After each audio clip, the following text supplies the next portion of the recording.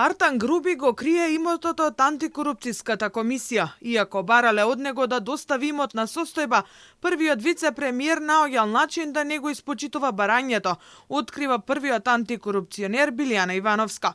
Овој предмет се отвори откако беше запалено возилото кое го возеше Груби, за кое тој тврдеше дека му било дадено на користење од пријател.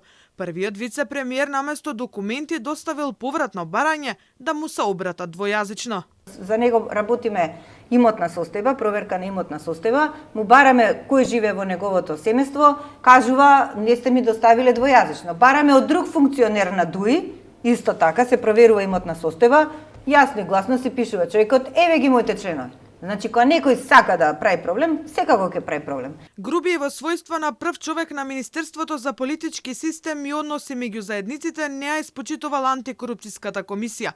Тој не сакал да достави документи од Министерството на проверка кај антикорупционерите, бидејќи барањето не било двојазично. Предметот содржи повеќе анализа, повеќе годишна анализа како се движи еден тренд во државата, на вработување особено, така што од ова министерство бараме податоци и сега на еден начин не изигрува, не ни ги доставува бараните податоци, па не ни било писмото двојазично, па не знам, значи од небитни работи сака да направи дека еве, нели, нешто не се испочитувало, што ете ние му доставивме и двојазично писмо. Сакам да кажам, кога некој сака да прави проблем, ќе го прави секаде каде што има.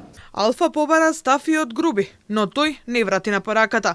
Јавноста во минатото беше сведок на преписки помеѓу вице-премиерот и ДКСК, но и изјава на Груби во која рече дека не ги бива и дека нема да соработува со овој состав на комисијата, бидејќи јавно алармирале за работењето на струшкиот градоначалник Рамис Мерко, кој заврши на американската црна листа.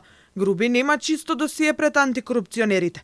Во минатото, тие со докази доставија представки до владата дека првиот вице-премиер ги користел службените простории како штаб на ДУИ, а ги злоупотребувал и службените возила во партиски цели.